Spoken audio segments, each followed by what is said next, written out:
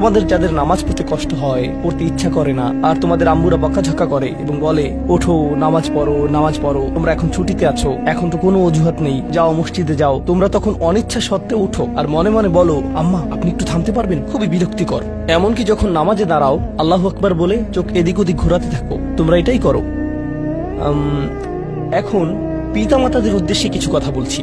যদি আপনার বাচ্চাদের জোর করে নামাজ পড়ান, চাপ প্রয়োগ করে নামাজ পড়ান, বকাঝকা করে নামাজ পড়ান, তখন তারা হয়তো কোনো মতে নামাজ পড়ে, আর তাদের বয়স 13, 14, 15। তাদের নামাজ পড়া দেখে আপনার হয়তো ভালো লাগে, কিন্তু তারা তো নামাজ উপভোগ করে না। আর এই ধর্ম আসলে বাহ্যিক ধার্মিকতা নিয়ে নয়, এই ধর্মের মূল নির্যাস হলো অন্তরের ধার্মিকতা। তাই দৃষ্টিনন্দন কোন একটি কাজ আমার চোখের সামনে হচ্ছে বলেই যে আমরা আমাদের বাচ্চাদেরকে দিয়ে ভালো কিছু অর্জন করে ফেলেছি তা কিন্তু নয়। এক দৃষ্টিতে এটা ভালো, কিন্তু এটা তো কৃত্রিম, এটা বাহ্যিক, যেন সুন্দর একটা গাছ কিন্তু ভিতরটা ফাঁকা। আর আল্লাহ এই ধর্মের মূলকে এভাবে বর্ণনা করেছেন, আসলুহা সাবিত ওয়া ফারউহা ফিস সামা, যার মূল সুদৃঢ়ভাবে স্থাপিত আর শাখা প্রশাখা আকাশ পানে বিস্তৃত। যখন কোনো মানুষ নামাজ নিয়ে অলসতা করে, আমি 3-4 বছরের বাচ্চা সম্পর্কে কথা বলছি না, এবং আমি 6 বছরের কাউকে নিয়েও কথা বলছি না। আমি এমন বাচ্চাদের নিয়ে কথা বলছি যারা এখন বুদ্ধিসম্পন্ন, বাবা পুত্র বা কন্যা মিলে একই লেভেলের ভিডিও গেম খেলতে পারে, তারা একই ধরনের টিভি শো দেখতে পারে, তারা এমন একটি লেভেলে পৌঁছে গেছে যে তারা এখন উচ্চ স্তরের বিষয়গুলো হৃদয়ঙ্গম করতে পারে। আপনার যেসব বিষয়ে আগ্রহ আছে তার কিছু কিছুতে তাদেরও আগ্রহ আছে। টিভিতে আপনি যদি কোনো খেলা দেখেন, তারাও আপনার সাথে দেখে। কিছু কিছু বিষয়ে তারা বুদ্ধিগত দিক থেকে আপনার সমপর্যায়ের। অবশ্যই তারা শিশু, তাদের ব্রেইন এখনো পুরোপুরি পূর্ণতা পায়নি, এখনো কম ক্ষমতা সম্পন্ন, কিন্তু কিছু পর্যায়ে তারা ইতিমধ্যে বুদ্ধিমান সত্তা হয়ে গেছে এবং এখন তারা নিজস্ব সিদ্ধান্ত নেওয়ার ক্ষমতা প্রদর্শন করছে। তারা নিজের জন্য চিন্তা করতে পারে এবং বুদ্ধিমান প্রশ্ন করতে পারে। অতএব নবীন কিশোর কিশোরীরা, তোমরা যারা শ্রোতাদের মধ্যে বসে আছো, তোমাদের শিশু হিসেবে সম্বোধন করছি না, আমি তোমাদের কিশোর কিশোরী হিসেবে সম্বোধন করছি। মনে করো তোমাদের বাবা তোমাদের সাথে কথা বলছে, বা তোমাদের মা তোমাদের সাথে এই খুতবায় কথা বলছে। আমি ধরে নিচ্ছি যে আমি আমার নিজের সন্তানদের সাথে কথা বলছি এই খুতবায়, আমি মিম্বারে না, আমি বাসায় বসে আমার বাচ্চার সাথে কথা বলছি। তখন আমি কিভাবে তাদেরকে নামাজ পড়তে বলবো? প্রথম যে বিষয়টা বলে আমি কথা শুরু করতে যাচ্ছি তা হলো, প্রিয় সন্তান, এমন একটি সময় ছিল যখন আমি তোমার কথা জানতাম না, তোমার সাথে আমার কোনো সম্পর্ক ছিল না, তোমার কোনো অস্তিত্ব ছিল না, আমি তোমার ব্যাপারে কোনো পরোয়া করতাম না, তোমার কথা কখনো চিন্তা করতাম না, তুমি আমার নিকট কিছুই ছিলে না। লাম ইয়াকুন শাইআম মাযকুরা। কোরআন বলছে মানুষের জীবনে এমন একটা সময় ছিল যখন কেউ তাকে স্মরণ করত না, একেবারেই না। আমি তোমাকে একটুও ভালোবাসিনি, কারণ তুমি আমার নিকট জিরো ছিলে, কিছুই না। কিন্তু হঠাৎ করে আমার জীবনে তোমার আগমন ঘটলো। এমনকি যখন আমি জানতে পারলাম যে তোমার মা তোমার জন্ম দিবে, যখন সে তার পেটের মধ্যে তোমাকে বহন করে চলছিল, এমনকি তোমার মাও ভাবতো কেমন হবে আমার সন্তানটা, কিন্তু আমার কোনো ধারণাই ছিল না, আমার কাছে কোনো তথ্য ছিল না। আমার একটা অংশ এই ভয়ে থাকতো যে তুমি হয়তো আমার মতো হবে, কিন্তু আমার কোনো ধারণাই ছিল না কেমন মানুষ হবে তুমি। এমনকি তুমি যখন একটু একটু করে বড় হচ্ছিলে, তুমি যখন একদম ছোট বাচ্চা ছিলে, আমি আসলে জানতাম না তুমি কে। আমি শুধু জানতাম তোমাকে খাওয়াতে হবে, আর মাঝে মাঝে তোমার থেকে দুর্গন্ধ আসতো। এছাড়া তোমার সম্পর্কে আমি তেমন কিছুই জানতাম না। এখন তুমি যেহেতু বড় হয়ে উঠছো, এখন আমরা পরস্পর কথা বলতে পারি এবং যোগাযোগ করতে পারি। তুমি স্কুলে যাচ্ছ, আমরা একই বাড়িতে বাস করি। আমি শুধু তোমাকে জানাতে চাচ্ছি, আমাদের মধ্যে এই সম্পর্কটি সবসময় বর্তমান ছিল না। আমি তোমাকে আরো জানতে চাই, এই সম্পর্কটি সবসময় বর্তমান থাকবেও না। খুবই অল্প কিছু সময়ের জন্য আমরা দুজন একত্রে থাকবো, আর অল্প কিছু দিনের মধ্যেই তুমি পুরোপুরি বড় হয়ে যাবে, তুমি যুবক হওয়ার পথে। এটা খুব দূরের জিনিস না। বস্তুত তোমার বাচ্চাকাল থেকে এখন পর্যন্ত সময়টাকে আমার কাছে 1 মাসের মতো মনে হয়। চোখের পলকে তুমি এখনকার তুমি হয়ে গেছো। কিছু বুঝে উঠতে উঠতেই তুমি বড় হয়ে যাবে। একদিন ইউনিভার্সিটিতে যাবে, চাকরি করবে, বিয়ে করবে, এর সবকিছুই ঘটবে ইনশাআল্লাহ, যদি আল্লাহ ইচ্ছে করেন। যখন ওই ব্যাপারগুলো ঘটবে, তখন আমাদের সম্পর্কটা আর আজকের মতো থাকবে না।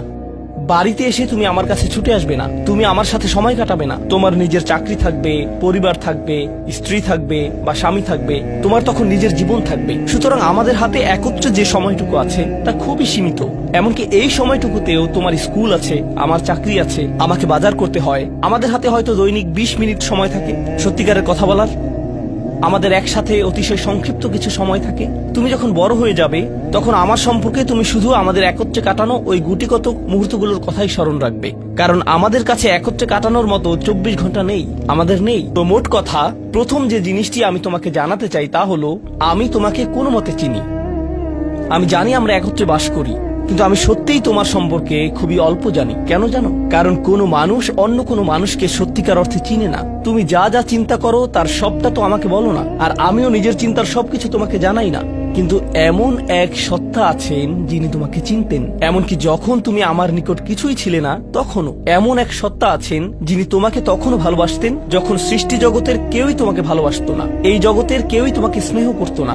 এমন এক সত্তা আছেন যার সাথে তোমার সম্পর্কটা আগামীতেও থাকবে, যদিও তোমার আমার সম্পর্ক আগামীতে পরিবর্তিত হতে যাচ্ছে। ছোটবেলায় আমার বাবার সাথে আমার এক ধরনের সম্পর্ক ছিল, কলেজে পড়ার সময় তার সাথে সম্পর্কটা অন্য ধরনের ছিল, আর এখন তার সাথে আমার সম্পর্কটা সম্পূর্ণ ভিন্ন রকম।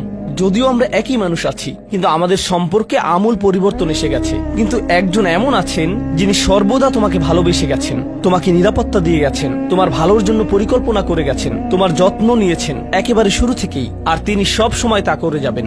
আর সেই সত্তা আমি নই, আমি তোমার জীবনের একটা পর্ব মাত্র। এটা সুন্দর একটা পর্ব যা আল্লাহ তোমাকে আমাকে একত্রে দান করেছেন, কিন্তু এটা কোনো স্থায়ী পর্ব নয়। এটা ছিল প্রথম ব্যাপার যা আমি তোমাকে জানাতে চেয়েছি। দ্বিতীয় যে বিষয়টি আমি তোমাকে জানাতে চাই তা হলো, আমি যখন তোমাকে নামাজ পড়তে বলি বা কোনো কিছু করতে বলি, তোমার তখন মনে হয় আমি তোমাকে নিয়ন্ত্রণ করছি, তোমার উপর বসগিরি দেখাচ্ছি, তোমাকে কেবল এটা ওটা করতে বলি। আমি চাই তুমি জেনে রাখো, আমার পক্ষে আসলে তোমাকে নিয়ন্ত্রণ করা সম্ভব নয়। আমি তোমাকে উপদেশ দিতে পারি, কঠোরতা দেখাতে পারি মাঝে মাঝে, এটা সত্য, কিন্তু অতি সত্বর তুমি এতটা বড় হয়ে যাবে যে তখন যত জোরেই আমি চিৎকার চেঁচামেচি করি না কেন, আমার কণ্ঠস্বর যত উঁচুই করি না কেন, যত হতাশাই ব্যক্ত করি না কেন, এতে কোনো লাভ হবে না। কারণ তোমার সিদ্ধান্তগুলো তুমিই নিবে। তুমি এরকম বলবে, আচ্ছা বাবা আমি একটু পরে তোমাকে কল দিচ্ছি, আমাকে এখন যেতে হবে, আরেকটা কল এসেছে। তুমি তখন আমাকে অপেক্ষায় রাখবে আর নিজের কোনো প্রয়োজন সারবে। মূলত অধিকাংশ সময় তোমার পছন্দ অপছন্দের উপর আমার কোনো নিয়ন্ত্রণই থাকবে না। তুমি যখন স্কুলে থাকো এবং বন্ধুদের সাথে আড্ডা দাও, তাদের সাথে কথাবার্তা বলো, আমি ওইসব কথাবার্তার কোনো কিছুই নিয়ন্ত্রণ করি না। আর আমি যদি ইতিমধ্যেই তোমাকে আইপ্যাড বা ফোন বা এরকম কিছু দিয়ে থাকি, আর এগুলো দিয়ে তুমি তোমার বন্ধুদের সাথে যোগাযোগ করো, তুমি তখন কোন ধরনের যোগাযোগ করো তার উপর আমার কোনো নিয়ন্ত্রণই থাকে না। এমনকি যদি আমি ওইসব ডিভাইসে প্যারেন্টিং কন্ট্রোল অ্যাপস ইনস্টল করে দেই, তবুও আমি তোমার চিন্তা নিয়ন্ত্রণ করতে পারি না। আমি কিছুটা নিয়ন্ত্রণ পেতে পারি, কিন্তু সেটা খুবই সীমিত। তবে এমন একজন আছেন যিনি নিয়ন্ত্রণ করে গেছেন তোমার শরীরের প্রতিটি কোষ। একসময় তুমি যে মাইক্রোস্কোপিক তরল পদার্থ ছিলে, সেটাও তিনিই নিয়ন্ত্রণ করে গেছেন, যা তোমার মায়ের গর্ভে বড় হচ্ছিল, যা নিয়ন্ত্রণ করছিল তোমার জেনেটিক ক্রোম, যার উপর ভিত্তি করে তোমাকে সৃষ্টি করা হয়েছে। কেমন হবে তোমার শরীরের রং, তোমার চুলের আকৃতি, তোমার চোখ, তোমার বুদ্ধি কেমন হবে, তুমি কতটা লম্বা বা বেটে হবে, এর সবকিছুই তিনিই নিয়ন্ত্রণ করে গেছেন। তোমার উপর আসলে তার নিয়ন্ত্রণ আছে, আমার নয়। আমার একটি কথা মনে পড়ে গেল, যা রাসূল সাল্লাল্লাহু আলাইহি সাল্লাম তার মেয়ে ফাতিমা রাদিয়াল্লাহু আনহাকে বলেছিলেন, ইয়া ফাতিমা বিনতি মুহাম্মদ ইত্তাকিল্লাহ ফা ইন্নী লা আমলিকু লাকি মিনাল্লাহি শাইআ।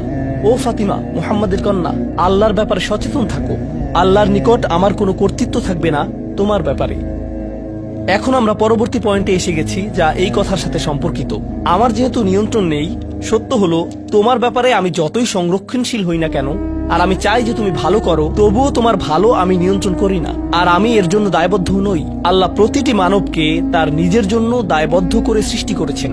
দেখো, তুমি যদি ট্রাফিক আইন লঙ্ঘন করো, যদি একদিন ড্রাইভিং লাইসেন্স পাও এবং এরপর রাস্তায় লাল বাতি উপেক্ষা করে চলে যাও, পরে পুলিশ তোমাকে ধরলো, তখন তো তুমি বলতে পারবে না, আপনি একটু আমার বাবার সাথে কথা বলতে পারবেন না। তোমার নিজেকেই এই পরিস্থিতির মোকাবেলা করতে হবে।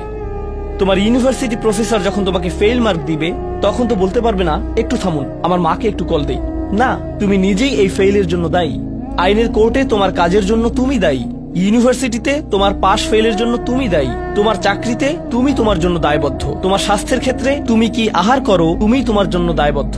নিজেকে যে কোনো বিপদে ফেললে এবং নিজের কোনো ক্ষতি করলে তুমি দায়বদ্ধ তোমার জন্য। তোমার বয়স যত বাড়বে, তোমার স্বাধীনতা যত বাড়বে, তোমার দায়বদ্ধতাও তত বৃদ্ধি পাবে। কেউ তোমাকে নিয়ন্ত্রণ করবে না এবং তোমার কাজের জন্য অন্য কেউ দায়ী হবে না। লা তাজিরু ওয়াজিরাতুন উযরা উখরা। কোনো ভার বহনকারী অন্যের ভার বহন করবে না। আমি আসলে তোমার জন্য দায়ী নই। আর শেষ বিচারের দিন আমরা প্রত্যেকে সম্পূর্ণ একাকী আল্লাহর সামনে উপস্থিত হব। এখন এই দুনিয়াতে আমরা একসাথে একত্রে বসবাস করছি। আমরা একই পরিবারের সদস্য। আমরা কোলাকুলি করি। আমি আমৃত্যু তোমাকে ভালোবাসি। আমি সর্বদা তোমাকে নিয়ে চিন্তা করি। কিন্তু সামনে এমন একটা দিন আসছে যেদিন আমরা আমাদের সমগ্র অস্তিত্বের সবচেয়ে নিঃসঙ্গ সময় পার করব। বস্তুত শেষ বিচারের দিন তুমি যদি আমার কাছে দৌড়ে আসো, এমন হতে পারে যে আমি তোমার থেকে দৌড়ে পালাবো। তোমাকে চিনি না আমি, দূর হও আমার কাছ থেকে। আমি এখন আমার হিসেব নিয়ে চিন্তিত, কারণ তোমার সাথে আমার সম্পর্কটি ছিল সামান্য কয়েকটি ক্ষুদ্র সেকেন্ডের জন্য আল্লাহর সাথে সম্পর্কের তুলনায়, যে সম্পর্কটি আরো অনেক বড়। অনেক বেশি পুরনো, আর ওটা থাকবে আরো বেশি সময় ধরে। আমাকে এখন ওই সম্পর্কটা নিয়ে ডিল করতে হবে শেষ বিচারের দিন। অতএব আমাদের এই সম্পর্কটি ইয়াউমা ইয়াফিরুল মারউ মিন আখিহি ওয়া উম্মিহি ওয়া আবিহি, এই ধরনের সব আয়াত। লোকটি পালাবে তার মা থেকে, তার বাবা থেকে, তার ছেলে মেয়েদের থেকে, তার ভাই বোনদের থেকে, তার স্ত্রী বা স্বামী থেকে। কেউ কেউ ভাবছেন স্ত্রী থেকে পালানো, এটা তো আমি বর্তমানেও করি। তো পরবর্তী যে বিষয়টি আমি তোমাকে জানাতে চাই তা হলো, আমি তোমার কাছ থেকে সম্মান অনুভব করতে চাই, ঠিক যেভাবে তুমিও আমার প্রদত্ত যত্ন অনুভব করতে চাও। তুমি যখন কাউকে ভালোবাসো তখন কেমন যেন তার কাছে তোমার একটা চাহিদা তৈরি হয়। আমার নিকট তোমার চাহিদা হলো বাসার সমস্ত প্রয়োজন ঠিকমতো মেটানো হচ্ছে তো, আমার দায় দায়িত্বের অন্তর্ভুক্ত।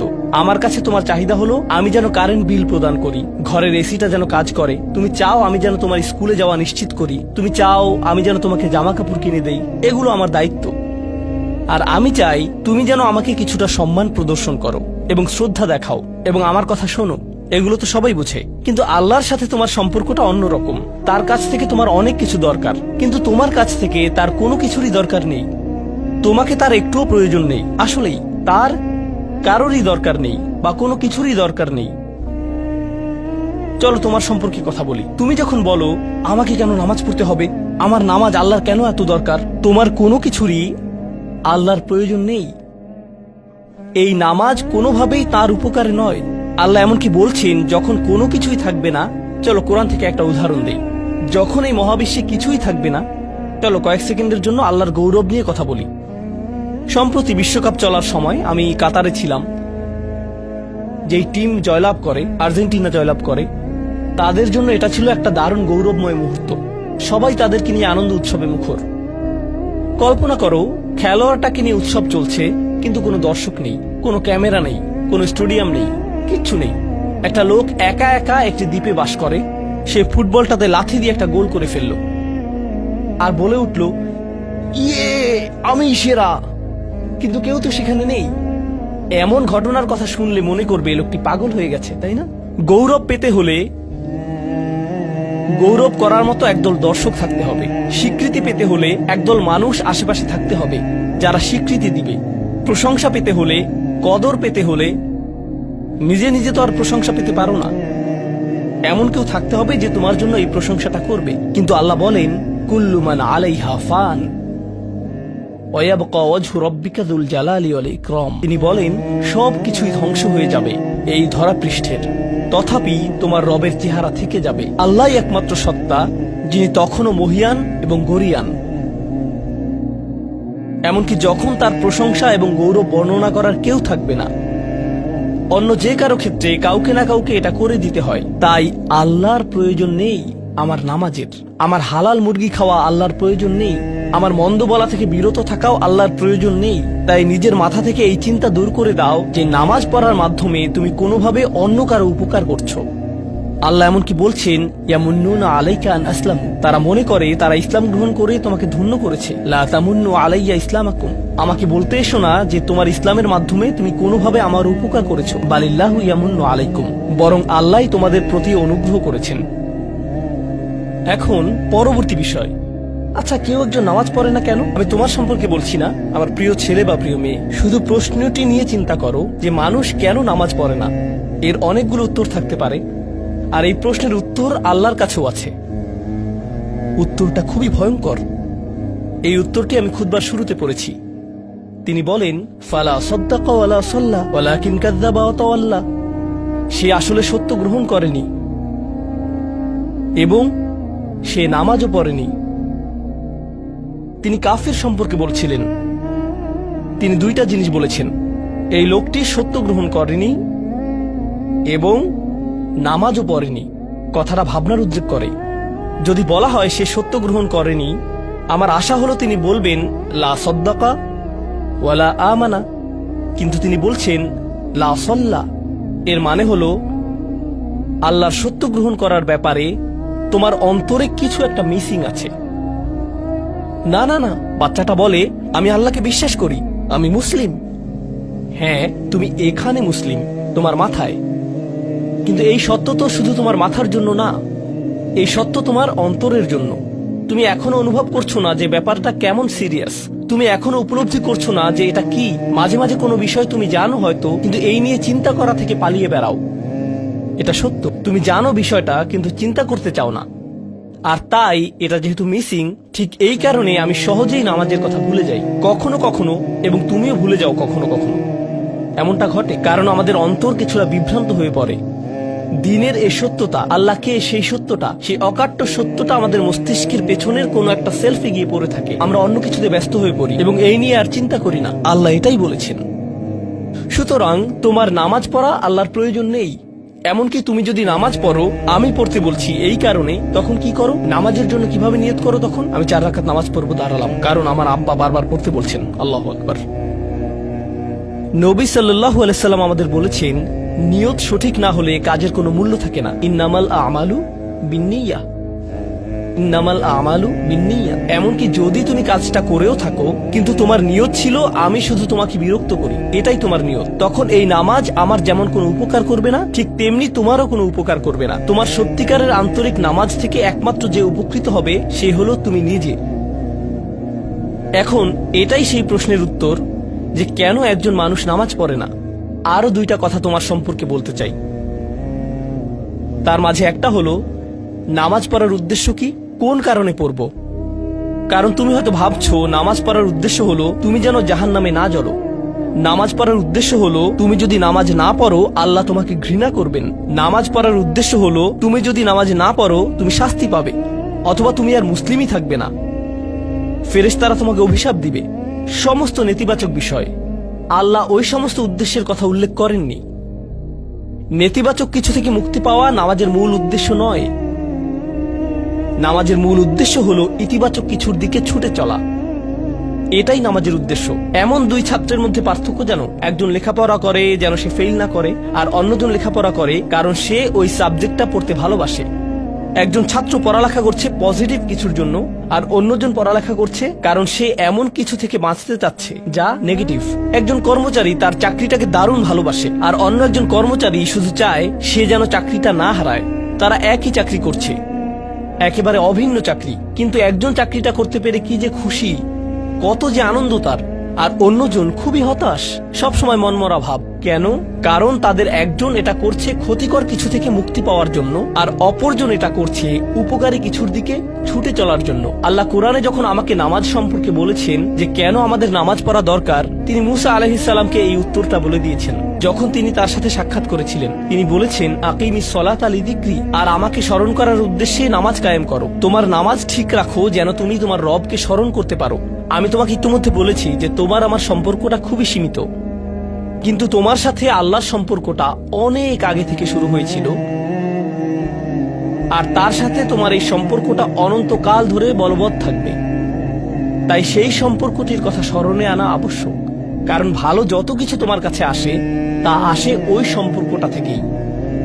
সামান্য কিছু ভালো জিনিস তোমার বাবার কাছ থেকে আসে, কিছু কিছু ভালো জিনিস, কিন্তু সকল ভালো জিনিস যা তোমার কাছে আসে তা আসে একমাত্র ওই সম্পর্কটির কারণে। যদি তুমি চাও সকল উপকারী জিনিস তোমার জীবনে অবস্থান করুক, তখন তোমাকে অবশ্যই তার কথা স্মরণ করতে হবে যার নিকট থেকে সকল কল্যাণের আগমন ঘটে, যার নিকট থেকে সকল নিয়ামতের আগমন ঘটে, সকল রিজিকের আগমন ঘটে, সকল হেদায়েতের আগমন ঘটে। আর তাই আল্লাহ বলছেন সর্বোত্তম যে উপায়ে তুমি এটা করবে তা হলো নামাজের মাধ্যমে তুমি আমাকে স্মরণ করবে। এজন্যই তোমার নামাজ পড়া দরকার। আচ্ছা, পরিশেষে এজন্যই তোমার এটা করা উচিত, কিন্তু তুমি এটা করছো বলেই সঠিক নিয়ত সহকারে। আল্লাহ বলছেন কেবল এখানেই শেষ নয়, এর কিছু উপকারিতাও আছে। কিছু ভালো জিনিস তোমার পথে আসবে যখন তুমি সত্যি সত্যি আল্লাহকে স্মরণ করবে। যখন তুমি আল্লাহকে স্মরণ করবে যেভাবে তিনি চান সেভাবে, আর যে উপায়ে তিনি চান তা হলো এই নামাজগুলোর মাধ্যমে। তুমি যদি এটা করতে পারো, আল্লাহ বলছেন ইন্না সলাতা তানহা আনিল ফাহশাই ওয়াল মুনকার। এমনকি এই আয়াতেও ওয়ালা যিকরুল্লাহি আকবার, তিনি বলছেন নামাজের মধ্যে এই উপকারটি আছে যে এটা তোমাকে অশ্লীলতায় পড়ে যাওয়া থেকে রক্ষা করবে। কারণ অশ্লীলতা তোমার চারপাশে বিরাজমান, আর আমি প্রিয় পুত্র তোমাকে এটার সম্মুখীন হওয়া থেকে রক্ষা করতে পারবো না। অশ্লীলতা তোমার ফোনে, অশ্লীলতা তোমার স্কুলে, অশ্লীলতা তোমার বন্ধুদের মাঝে, অশ্লীলতা ঈদের অনুষ্ঠানে, যখন কোনো কর্নারে গিয়ে বন্ধুদের সাথে আড্ডা দাও, অশ্লীলতার উপস্থিতি তুমি সর্বত্র দেখতে পাবে। প্রতিবার যখনই তুমি অশ্লীলতার দিকে এগিয়ে যাবে তোমার অন্তর ক্ষতিগ্রস্ত হয়ে পড়বে। আর আল্লাহ বলছেন, যদি তুমি এই নামাজগুলো আদায়ে যত্নবান হও, এগুলো তোমাকে অশ্লীলতার করাল গ্রাস থেকে রক্ষা করবে। একবার যদি তুমি অশ্লীলতায় ডুবে যাও, তখন তুমি হয়ে পড়বে যেমন তুমি যদি দূষিত বাতাসে নিঃশ্বাস নাও, প্রথম প্রথম তোমার কাশি আসবে, কিন্তু যদি এতে বেশিক্ষণ অবস্থান করো, একসময় এতে তুমি অভ্যস্ত হয়ে পড়বে। অশ্লীলতাও ঠিক এরকম, এতে আকণ্ঠ নিমজ্জিত থাকলে একসময় এটাকে আর বড় অপরাধ বলে মনে হবে না, নিজেকে এর থেকে রক্ষা করার কোনো গরজ অনুভব করবে না আর, কারণ তোমার প্রতিরোধ ব্যবস্থা দূষিত হয়ে গেছে। এরপর তুমি এমনকি আরো বিষাক্ত আচরণের জন্য প্রস্তুত হয়ে যাবে, এমনকি আরো জঘন্য বিষয় ওয়াল মুনকার, এমনকি আরো ঘৃণ্য কাজও তোমার দ্বারা সম্পন্ন হয়ে যেতে পারে। অধপতনের অতল গহ্বরে হারিয়ে যাওয়া থেকে এই নামাজগুলো তোমাকে রক্ষা করবে। এই জন্যই তোমার নামাজ পড়া দরকার, এই সমস্ত কারণেই তোমার নামাজ পড়া প্রয়োজন। আমি বলেছি এই জন্য না, এই সমগ্র ভ্রমণের শেষে সিদ্ধান্তটা সম্পূর্ণরূপে তোমার। কারণ আল্লাহ হয়তো আগামীকালই আমাকে নিয়ে যেতে পারেন, আল্লাহ হয়তো আমাকে 1 বছরের মধ্যেই নিয়ে যেতে পারেন। তোমার এবং আমার মাঝে যে এই সম্পর্কটা বর্তমানে আছে, এমনকি যদি আমরা 100 বছরও বাঁচি, আমরা এর চেয়ে বেশি বাঁচতে পারবো না। একটা সময় আছে যখন এর সমাপ্তি ঘটবে, কিন্তু ওই সম্পর্কটি, তুমি যদি সত্যি ওই সম্পর্কটি সম্মান করতে চাও, নামাজ পড়ো। তোমার প্রতি এটাই আমার উপদেশ। এখন আমি পিতামাতার উদ্দেশ্যে কথা বলবো। এটা হবে ছোট্ট একটা রিমাইন্ডার আমার জন্য এবং আমাদের সবার জন্য, আমাদের পিতামাতাদের জন্য। সন্তানাদি আল্লাহ প্রদত্ত একটা নিয়ামত, তাদেরকে এজন্য দেওয়া হয়নি যেন আমরা তাদের নিয়ন্ত্রণ করতে পারি। যত বেশি আমরা তাদেরকে নিয়ন্ত্রণ করতে চাইব, তত বেশি হতাশ হব সকল অবস্থাতেই। আমি দেখেছি এমনটা, বিশেষ করে যে পরিবারগুলো তাদের সন্তানদের দিনের সুরক্ষা করতে চায়, তারা যত বেশি সন্তানদের উপর জোর করে দিন চাপিয়ে দিতে চায়, তত বেশি ওই ছেলেমেয়েগুলো অদ্ভুত সব উপায়ে বিদ্রোহ প্রকাশ করে।